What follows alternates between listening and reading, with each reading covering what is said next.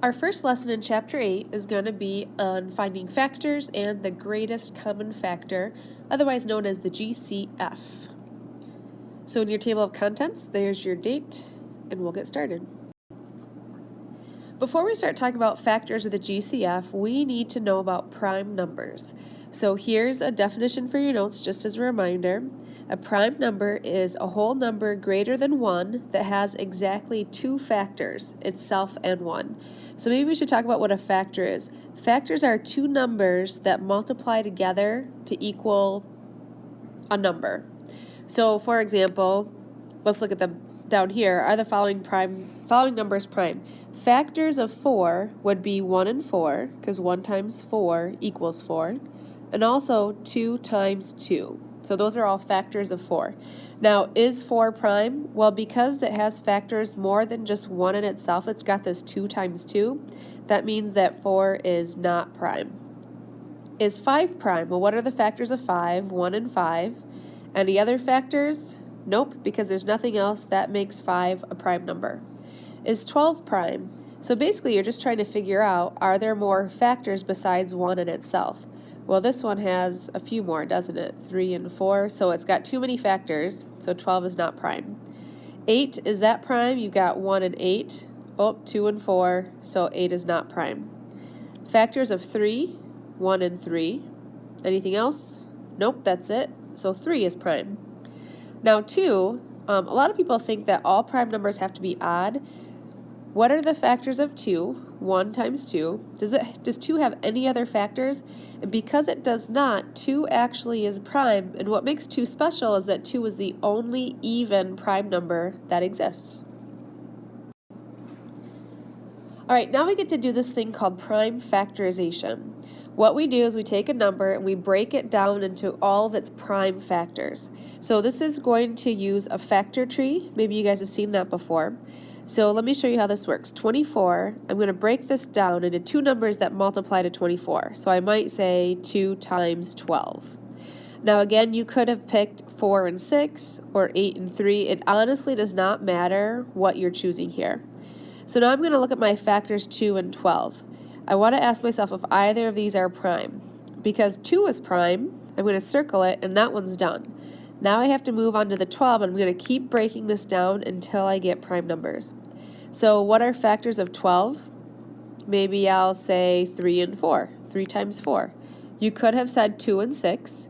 Now 3 is prime, so that one's done. So I look at the 4, which is not prime. You can keep breaking it down. 4 is equal to 2 times 2, and those are both prime. So I took 24 and I broke it down as far as I could into prime numbers. So starting with the smallest prime number, we have 2 times 2 times 2. We've got 3 of them. Here's 1, 2, 3, and then also times a 3. So that's how you'd write that out. If you're asked to write it in exponent form, which might be just a little bit easier, this 2 times 2 times 2 is the same thing as 2 to the third power times 3. And that's your prime factorization. All right, so these get faster the more you do, because maybe we don't talk quite as much through them. So let's run through the next two. 50 is 2 times 25. And if you were to pick 5 times 10 and work with that, you would get the exact same prime factorization down here in the end. So however you started, it honestly does not matter. 25 is 5 times 5, which are both prime, so that one's done. So our prime factorization is 2 times 5, or 2 times 5 squared. And if you notice, I'm ordering my prime numbers in my answer from smallest prime number to largest prime number. Okay, 64, maybe we would say is 8 times 8. Now I have to break down the 8 because it's not prime. 8 is equal to 2 times 4. Well, 2 is prime, so that was done. 4 is equal to 2 times 2, which are prime. Now I have to break down the other 8. It's going to look very similar. I have a 2 times a 4. Well, that 2 is prime, so it's done. 4 I can break down into 2 times 2. All right, so my prime numbers, I just have a bunch of 2's. And if you write that in exponent form, you get 2 to the 6th power.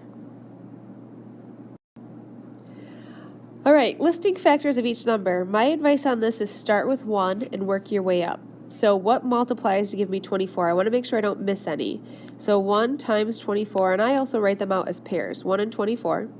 2 is a factor, 2 times 12. Does 3 fit into 24? 3 does, 8 times. Does 4 fit into 24? Yep, 6 times. Does 5 fit into 24? No.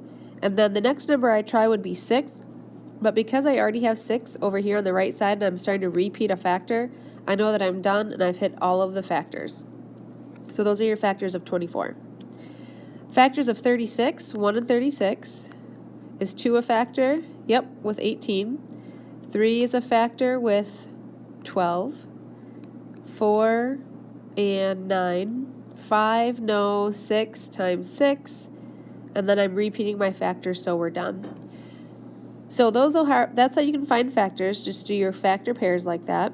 And then you have the question, what is the greatest common factor? So common factors, I can see, well, they both have a 1. They both have a 2. They both have a 3. Oh, there's a lot of common factors. They both have a 4. They both have a 6. And they both have a 12. I think that's all of them. So of all those common factors, which one is the greatest? The greatest common factor, or GCF, will be equal to 12. So if you have to find the GCF, you can do exactly what we just did. List off all your factor pairs and find the highest number. That's helpful to make sure you don't miss it. Eventually, we'd like to come up with that same idea without having to list off all of your factor pairs. So if you look at two numbers, 20 and 24, what's the greatest common factor? What's the biggest number that fits into both? Maybe we'd say 2, because 2 fits into both numbers, but is there a bigger number that fits in? And there is. 4 fits into both numbers. So 2 is not the greatest common factor, even though it is a common factor. Is 4 the biggest number? And if you think through all your factors, 4 is, so that's our GCF. All right, 18 and 36, find the GCF. One thing you could do, take the smaller number and see, does it fit into the bigger number? Is 18 a factor of 36? Because 18 is a factor of itself. 1 times 18 is 18, and 18 does fit into 36. 18 times 2. So 18 is the GCF there. All right, this next row, when you get into finding the GCF of monomials, algebraic terms that have variables, just go one at a time. First, look at the 4 and the 6. What's the biggest number that fits into both 4 and 6? 2. Now look at the x's. How many x's do they have in common? And you can see that they both have just one x, so that's your common factor, just an x. Now look at the y's. How many y's do they have in common? Well, this first one has a y, but the second one does not, so you can't put a y as part of your GCF because they don't have any y's in common. So that GCF is just 2x. All right, next one, work left to right. First the numbers, 15 and 18. Biggest number that fits into both will be 3.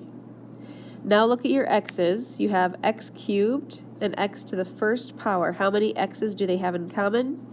They both have just one x. They both don't have 3 x's because only this one has an x cubed. This one does not have enough x's. Now look at the y's. You've got y squared and a y squared. So how many y's do they have in common? Well, they both have a y squared. So that's your GCF on that one. All right, last row, you've got 18 and 24. Biggest number that fits into both of those is 6.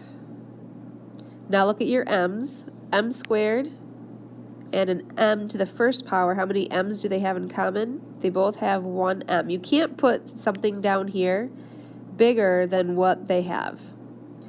Then your n's, you have an n and an n, so the most that they have in common is just an n to the first power. All right, last one, 8 and 9. Common factor, well, you might say they don't have any, so we could just say a 1. Now look at your m's. You have m to the 5th and m to the 3rd. So how many m's do they have in common? Just 3 of them. And then n cubed and n cubed, so they have n cubed. And there's your GCF.